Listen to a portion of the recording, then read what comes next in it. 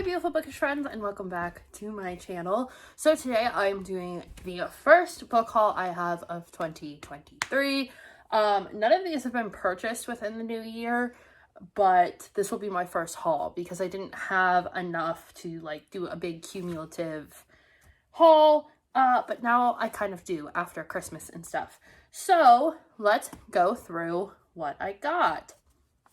First off, I'm still sticking to my goal of trying to complete series that I've already started, only buying books that are in a series that I already have the first book of, kind of just being responsible, knowing what I'm getting into, not just buying full series at a time, because I did that when I was building my shelves, and I've ended up selling off a lot of those books.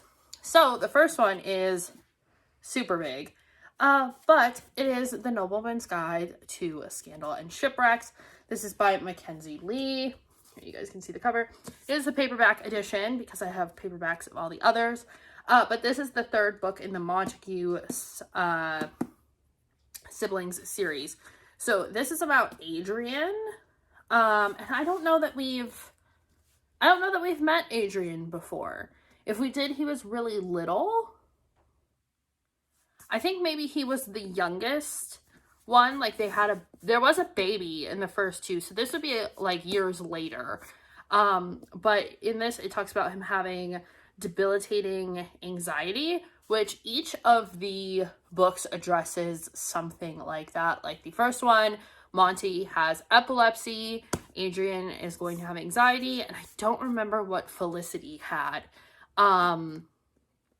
And it also, I think it kind of alluded to her being asexual. But yeah, so this one is basically Adrian is going to go out on his own adventure like his siblings. But that book is thick. That is a chunker of a book.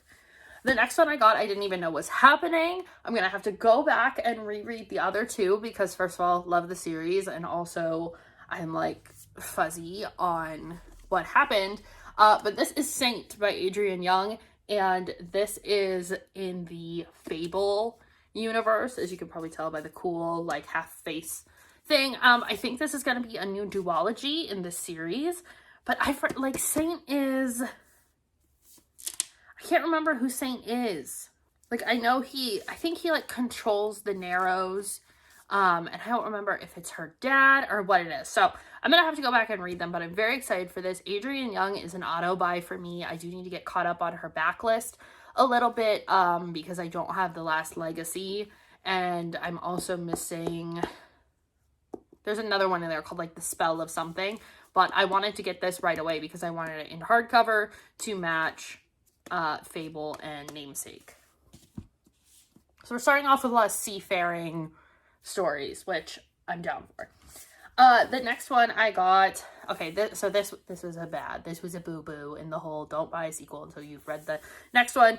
But I got Well Traveled by Jen DeLuca.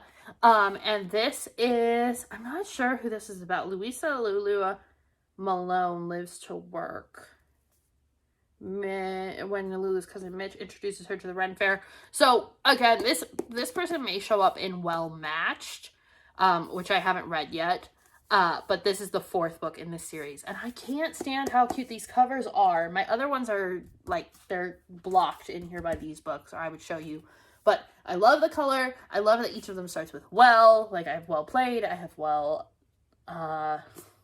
what's the first one? Well Met, Well Played, and then I need to read Well Matched, and then Well Traveled. But I love these in the summer and the spring with the Ren Fair, kind of aspect to it, so I love all of that. Then, again, I'm not doing well at this whole, not buying whole series things. I guess these aren't series, but these are historical romances, but there's also some mystery to them. Not as intense as, Stalking Jack the Ripper, but very fun. And the covers made me think of the League of Extraordinary Women series, so I picked them up. This is A Lady's Guide to Mischief and Mayhem, and then I got An Heiress's Guide to Deception and Desire. So I don't really know what these are about. I just read the blurbs on the front of all the crime scenes in all the worlds. She walks into his twice. And then they're partners in crime and enemies in love. So it's up my alley. The covers are fun. I think I'll like them very much. Then I got one that I had on my list. By the way, I don't think I mentioned, these are all from Barnes & Noble. This one was 50% off, as the sticker says. But this is from the author of the Villain series, the Disney Villain series, that I have not read yet. I have like the audiobooks of the first 3 and then the 4th one physically. But this seemed really fun. This is Raising the Horsemen, and this is about Sleepy Hollow, the Headless Horseman, all that stuff. And it's a really short little read. I don't think is it even 300? Yeah, it's like maybe just 300 pages or just under. But it looks super good. I had it on my list because I enjoyed Sleepy Hollow when I read it, and I really liked the lore around it. And it actually made me want to reread The Lantern's Ember. And if you guys have been here for a little bit, this was a book I ranted and raved about and saying how much I didn't like it, but I was going to give it another shot. So these two might end up on the same TBR. Yeah, let's see. What's next? I have so many. Some of these I think were from my birthday, or they were just like new releases that I was keeping an eye out for. So first, almost there. This is the Tiana Twisted Tale. And this is if Tiana makes a deal with the Shadow Man.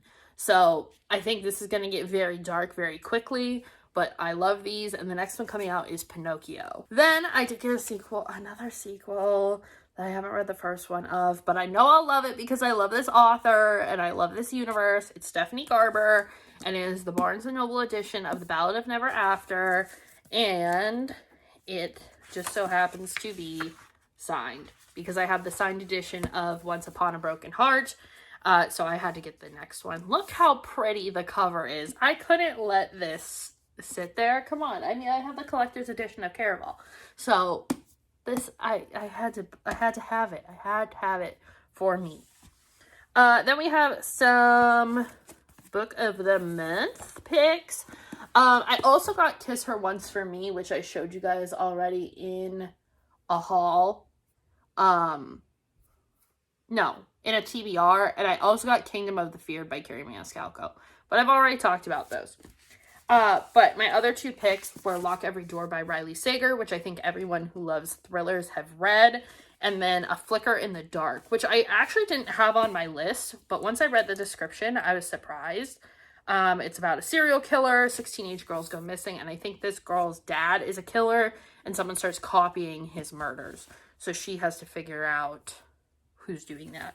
And then Lock Every Door is a girl who's house sitting, and the building and the family that she's doing this for are all very strange. So those are all the novels I got, I should say.